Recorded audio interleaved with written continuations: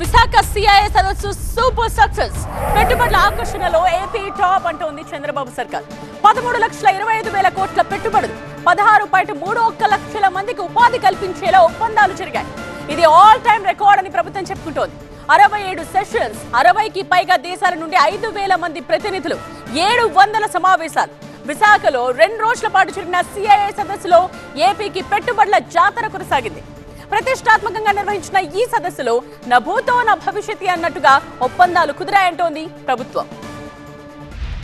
Visakha summit మీరు చూస్తే super hit అయింది. ఇదొక చరిత్ర, ఇదొక హిస్టారికల్ ఈవెంట్.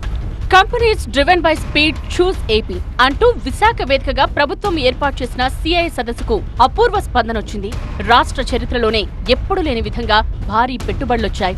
ఒక్క మాటలో చెప్పాలంటే పెట్టుబడుల జాతర కొనసాగింది. విశాఖ సిఐఏ సమ్మిట్ లో 4,975 మంది భాగస్వామ్యమయ్యారు. ఇందులో 630 మంది విదేశీ ప్రతినిధులు. మొత్తంగా ఈ సదస్సులో 613 ఎంఓయూలు జరిగాయి. వాటి ద్వారా 13,25,000 కోట్ల పెట్టుబడులు, 16.31 లక్షల మందికి ఉపాధి లభించనుందని చంద్రబాబు ప్రకటించారు. గడిచిన 17 నెలల్లో 9 లక్షల కోట్లకు పైగా పెట్టుబడులను ఏపీ ఆకర్షించింది. ఇక సిఐఏ సదస్సులో జరిగిన ఒప్పందాలతో ఈ లెక్క 25 లక్షలు దాటింది. ఈ 17 నెలల ప్రభుత్వంలో 20 లక్షల ప్లస్ ఇన్వెస్ట్మెంట్స్ ని అట్రాక్ట్ చేయగలిగాం. ఇప్పుడు ఒక్క ఈ కాన్ఫరెన్స్లో మాత్రం, ఈ సబ్మిట్లో మీరు చూస్తే 613 ఎంఓయూలు చేశారు. 13,25,000 కోట్ల రూపాయల పెట్టుబడులు వచ్చాయి. 16,31,000 మందికి ఎంప్లాయ్మెంట్ వచ్చే అవకాశం ఉంది.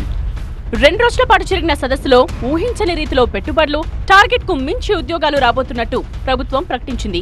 ఈ సిఐఏ సదస్సు ద్వారా 20 లక్షల ఉద్యోగాల టార్గెట్ ను చేరుకుంటామన్నారు CM Chandrababu. 20 lakh investment for the last 18 months.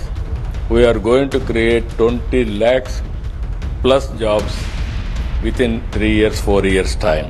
ఇవాళ ఒక్కరోజే 4 లక్షల కోట్ల పెట్టుబడులకు ఒప్పందాలు జరిగాయి. కేవలం చంద్రబాబు సమక్షంలోనే 48 ఒప్పందాలు జరిగాయి. 48,430 కోట్ల పెట్టుబడుల ద్వారా 94,155 మందికి ఉద్యోగ అవకాశాల కల్పనకు పలు సంస్థలతో ఎంఓయూ జరిగింది. అమరావతి క్వాంటమ్ వ్యాలీకి 1980 కోట్లతో ఒప్పందం కుదిరింది.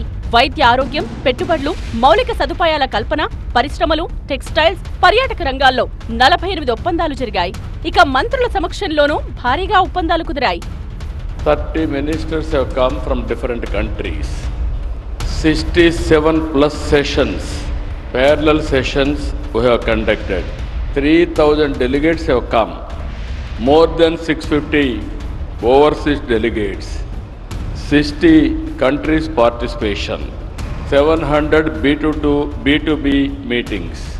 విశాఖ సిఐఏ సదస్సులో కేవలం పెట్టుబడులే కాదు, ఆలోచనల్ని కూడా పంచుకోగలిగామన్నారు చంద్రబాబు. 60 దేశాల ప్రతినిధులు సిఐఏ భాగస్వామ్య సదస్సుకు హాజరయ్యారని, 700కు పైగా సమావేశాలు జరిగాయని చెప్పారు. అమరావతి అభివృద్ధి నమూనాను సిఐఏ సదస్సులో ప్రదర్శించారు. రాజధాని విజన్ను పారిశ్రామికవేత్తలకు వివరించారు. వికసిత్ భారత్ 2047 లక్ష్యాలకు అనుగుణంగా పాలసీల రూపకల్పన చేశామన్నారు. ఎక్కువ చర్చలకు మేము ప్రాధాన్యత ఇచ్చాం. మామూలుగా మనం ఆలోచిస్తే ప్రపంచం అంతా కూడా ఇన్ని కంట్రీస్ దగ్గర రావడం, 650 మంది ఇంటర్నేషనల్ డెలిగేట్స్ రావడం, దేశంలో ఉండే అన్ని మెగా గ్రూప్స్ ఇక్కడ రావడం, అందరూ కలిసి వాళ్ళు ఎక్కడెక్కడ పెట్టుబడులు పెట్టగలుగుతారో పెట్టే విధంగా ముందుకు పోవడం, రెండోది వాళ్ళ నాలెడ్జ్ని షేర్ చేయడం. శ్రీ సిటీలో మరికొన్ని యూనిట్స్ ను చంద్రబాబు వర్చువల్ గా ప్రారంభించారు.